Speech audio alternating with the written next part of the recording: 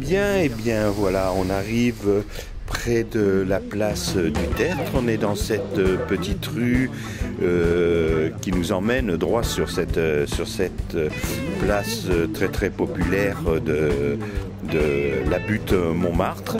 Et bien, comme vous pouvez voir, eh bien, il y a beaucoup de boutiques de souvenirs, quelques dessinateurs aussi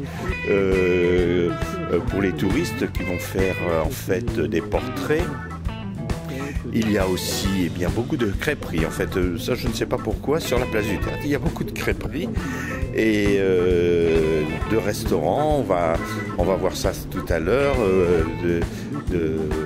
des restaurants très très populaires. Là donc un vieux restaurant, bon, parce qu'il y en a pas mal, un vieux restaurant ici, place du Tertre. Et donc, vous voyez, 1984, bon, c'est pas si vieux que ça, c'est au Petit Creux. Et voilà, Thierry et Sean, et derrière, la basilique du Sacré-Cœur. Donc là, on a le restaurant Le Tartempion, qui est un très très vieux restaurant, le Délit. Là, j'ai peur qu'il y ait des... Voilà, le croque-minute. Et là, on va arriver, eh bien, sur la place du Tertre, qui est aussi un de mes pratiquement terrains de jeu quand j'étais enfant.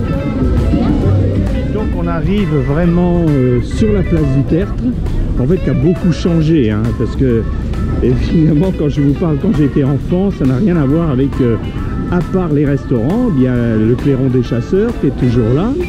Et en fait, la place du Tertre est juste ici. Voilà. Donc en fait, à l'époque, c'était que des peintres. Maintenant, bon, il y a encore des peintres, mais en fait, qui sont autour. Mais les restaurants ont pratiquement pris la place du Tertre comme terrasse. Mais à l'époque, toute cette place, c'était que des peintres, des artistes peintres. Et c'est vrai que ça a perdu un petit peu de son charme. Parce que, bon, ben, malheureusement, c'est devenu trop touristique, trop commercial, en fait. Et puis, bon, même les peintures, en fait, c'était pas ce genre de peinture qu'il y avait à l'époque. C'était vraiment des arts. Bon, là, je ne veux pas dire que ce ne sont pas des artistes, mais là c'est presque de l'industrie. À l'époque, eh bien, c'était vraiment. Là. Alors ici, ben, vous avez un des plus vieux restaurants de Paris. Bon, ben, celui-là il a fermé, c'est la Mère Catherine. Et en fait, ils ont ouvert de l'autre côté, si j'ai bien compris. Et en fait, elle est en terrasse pratiquement. Un autre endroit qui était vraiment sympathique. Alors ici, vous avez la crémaillère. Alors chez Eugène, ça c'est pas si vieux que ça. Par contre, la crémaillère, c'est pareil, c'est un très très très vieux restaurant. Et comme vous pouvez voir avec l'enseigne, c'est les enseignes d'antan. La crémaillère, ça a été ouvert en 1900. Et bien tout ça, en fait, c'était que des peintres à l'époque. Et malheureusement, maintenant, ça a été pris que par les restaurants. Et les peintres sont maintenant sur le... ont été éjectés, mis sur le... Voilà, bon, ben...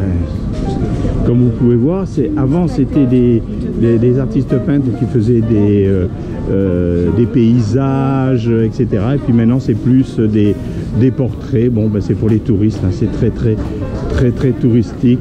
Voilà, alors là, quelque chose de vraiment émouvant pour moi, parce que, bien comme je vous ai dit tout à l'heure, je suis né dans le 18e arrondissement, il y a un peu plus de 60 ans. Et donc, ma mère venait souvent ici, elle m'a appris à marcher sur le parc du Sacré-Cœur. Et ici, vous voyez, la galerie Montmartre. Alors, à l'époque, ce n'était pas une galerie, en fait, c'était une pâtisserie. Et la propriétaire de cette pâtisserie, c'est une ancienne chanteuse française qui s'appelait Patachou. Oui, Patachou pour une pâtissière, oui c'est vrai, c'est comme ça. Et donc, quand ma mère m'emmenait dans la pâtisserie, eh bien cette dame, Patachou, aimait beaucoup le bébé que j'étais. Il paraît que j'étais un bébé très mignon. Et oui, je vous montrerai une photo, je vous mets une petite photo par ici là. Donc j'étais un bébé très mignon et donc elle me caressait la tête à chaque fois que ma mère venait pour acheter des pâtisseries, etc. Et elle me caressait la tête, me faisait des bisous.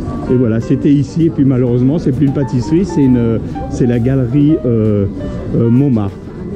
Mais c'est émouvant de savoir que je suis venu ici, que ma mère rentrait avec moi dans ses bras, étant bébé. Ah, j'ai une petite larme. C'est pas émouvant, Sean. Oui, même Sean. Bon, alors là, j'y crois pas. Butte Montmartre, la butte Montmartre, la place du Tertre. Regardez ce qu'ils ont mis. J'ai encore envie de pleurer. Starbucks, place du Tertre. Oh. On n'arrête rien. Bon, ben voilà, c'est comme ça. C'est un restaurant, un très très vieux restaurant chez ma cousine. J'ai mangé ici. Tu sais que j'ai mangé ici chez ma cousine. Et ici, vous avez une succursale de Maxime. Bon, ça, c'est pas d'origine. Hein. Je pense que c'est assez récent. Voilà, et on se balade dans les rues avoisinantes. Par ici, il y a beaucoup de cabarets, en fait, de vieux cabarets parisiens. Il y en a un. Voilà, là, il y a le Tire-Bouchon, qui est une crêperie, mais aussi qui fait cabaret.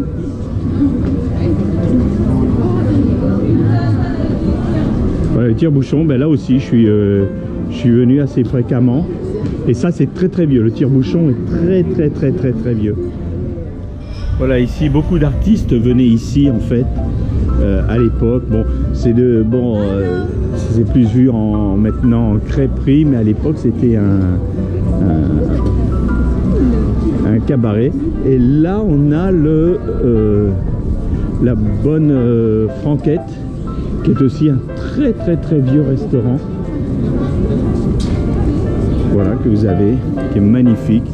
Et vous voyez, ben, c'est très pittoresque, hein, c'est le Paris vraiment qu'on peut appeler pittoresque. Le petit village, parce qu'en fait Montmartre, eh bien, c'est un petit village.